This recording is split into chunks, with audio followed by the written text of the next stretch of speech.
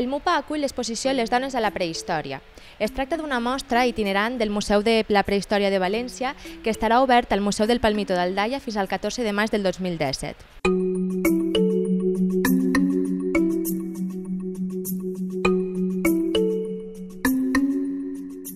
L'exposició es divideix en 6 blocs temàtics i entre els objectes que es poden trobar destaquen les rèpliques de figuretes paleolítiques, collarets, objectes de pedra tallada, agulles de cosir d'os, recipients de ceràmica o la maqueta d'un teler.